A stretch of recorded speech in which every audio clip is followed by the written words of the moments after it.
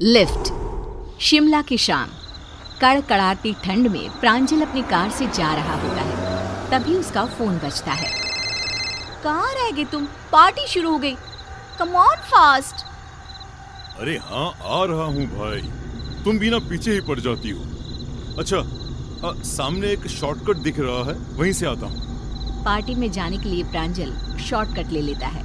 Road के किनारे एक बोर्ड उल्टा पड़ा हुआ था जिस पर लिखा हुआ था आगे जाना मना है। पर प्रांजल हड़बड़ी में बोर्ड की ओर देखता नहीं और उसी रास्ते पर चल देता है। रास्ते में एक हाथ प्रांजल की गाड़ी को रोकता है। हाथों में लाल चूड़ियां, मेहंदी, मानो नई नवेली दुल्हन हो।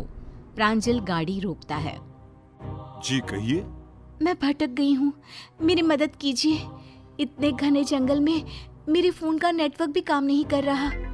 डोंट वरी, मैं भी शहर की तरफ ही जा रहा हूँ। मैं आपको ड्रॉप कर देता हूँ। वैसे इतने घने जंगल में इस हालत में आप, लगता है कि आपकी नई नई शादी हुई है। बहुत ठंड है, गाड़ी के अंदर आकर बात कर सकती हूँ? I am sorry. ये लीजिए मेरी जैकेट और आप अंदर आ जाइए। सोनिया प्रांजल का जैकेट पहनकर उसके बगल की सीट पर बैठ जाती है। आई एम सोनिया, मेरी शादी नहीं हुई, होने वाली है।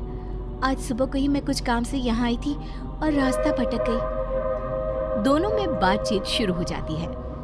धीरे धीरे अंधेरा होने लगता है। प्रांजल फ्रंट मिरर में देखता है कि पीछे की सीट पर कोई लड़की बैठी हुई है और धीरे धीरे हंसती हुई उसकी ओर देख रही है।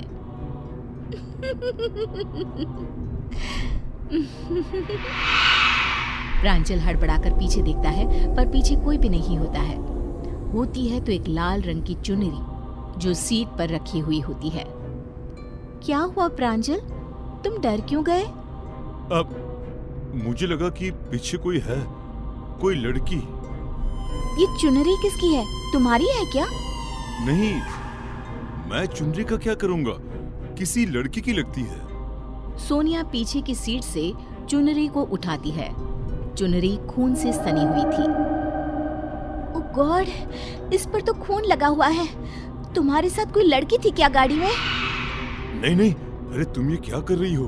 अभी तक तो ये चुनरी यहाँ थी ही नहीं और ये जंगल है कि खत्म होने का नाम ही नहीं ले रहा। 2 घंटे से हम अंदर घूम रहे हैं। यहाँ छोटा रास्ता है, अब लगता है हम भटक गए हैं। दोनों जंगल में बुरी तरह भटक जाते हैं। गाड़ी चलाते चलाते अचानक प्रांजल को एक खोपड़ी अपनी गाड़ी के आगे लटकती हुई दिखाई देती है, जिसके कारण उसका बैलेंस गड़बड़ा जाता है और गाड़ी एक पेड़ से टकराकर बुरी तरह डैमेज हो जाती है। दोनों कार से उतरते हैं। अब क्या करेंगे? रात होती जा रही है। ऐसे सुनसान जंगल में इस तरह हमारा रहना खतरे से खाली नहीं है। वो देखो, एक रोशनी दिखाई दे रही है, शायद किसी का घर हो। चलो ना वहीं चलते हैं। दोनों रोशनी की तरफ जाते हैं। वहाँ एक बड़ी सी हवेली होती है। देखने में लगता है कई सालों से बंद हो। उसमें से एक अजीब सा लंबे कद दाढ़ी वाला आदमी निकल कर आता है, जिसे देखते ही सोनिया डरने लगती है। वो अपनी आंखें बड़ी बड़ी कर सोनिया की ओर देखते हुए कहता है, लगता है भटक गए हो। ये जंगल है ही ऐसा, यहाँ अक्सर लोग भटक जाते हैं। कई साल पहले इस हवेली के मालकिन की बेटी भी भटक गई थी। कैसा अजीब आदमी है ये। इस जंगल से बाहर निकलने का कोई रास्ता बता सकते हैं आप? इस जंगल से कभी कोई बाहर गया है भला? अब क्या मतलब? अरे मैं तो मजाक कर रहा था। रात भर यहाँ पर ही ठहर जाइए, सुबह ही जंगल से बाहर निकला जा सकता है। प्रांजल और सोनिया हवेली के अंदर जाते हैं। अंदर एक चेयर पर उन्हें शादी का जोड़ा खून में लिपटा हुआ दिखता है। इसी जोड़े का दुपट्टा तुम्हारी कार में था ना प्रांजल? ये सब क्या हो रहा है? कहाँ फंस गए हैं हम? तभी प्रांजल को ऐसा लगता है कि उसके पीछे से एक साया लाल जोड़े में एक झटके में पार हुआ हो और उसके पीछे मुड़ते ही पूरी हवेली पायल की गूंज से चहक उठती है। प्रांजल अपने आसपास देखता है पर सोनिया कहीं नहीं होती। वो मानो अचानक ही अदृश्य हो गई है। उसे ढूंढता हुआ प्रांजल महल के बाकी हिस्सों में जाता है। तभी दीवार पर उसे खून रिसता हुआ दिखता है। ये दीवार से क्या रिस रहा है? अरे ये तो खून है। दीवार पर टंगी एक फोटो जो कपड़े से ढकी थी, उसके पीछे से खून रिस रहा था। प्रांजल फोटो के ऊपर से कपड़ा हटाता है तो वो फोटो सोनिया की थी। प्रांजल के कपड़ा हटाते ही जोरों की हवाएं चलने लगती है। तस्वीर नीचे गिर जाती है। प्रांजल घबराकर बाहर भागता है। हवेली का दरवाजा अपने आप बंद हो जाता है।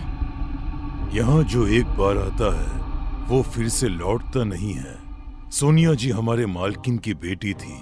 शादी के दिन वो छत पर खड़ी इंतजार कर रही थी, पर एक दुर्घटना में बारात में शामिल सभी लोग मारे गए। ये खबर सुनते ही छोटी मालकिन छत से कूद पड़ी। कुछ समय बाद बड़े मालिक और मालकिन भी मर गए।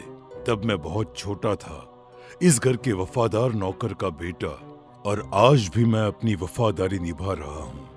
सोनिया मैडम रोज इसी जंगल में अपने पति को ढूंढने निकलती है, और आज काफी दिनों बाद उन्हें तुम मिल गए। ये क्या कह रहे हो तुम? इस रास्ते पर कोई नहीं आता है। शायद तुम्हें पता नहीं था। प्रांजल को गुमशुदा हुए कई साल बीत गए। क्या हुआ उसके साथ ये कोई भी पता ना कर सका। ना प्रांजल की लाश मिली, ना कभी उसका कोई कॉल आया। एक लिफ्ट इतनी भारी पड़ेगी ये प्रांजल ने शायद कभी नहीं सोचा होगा।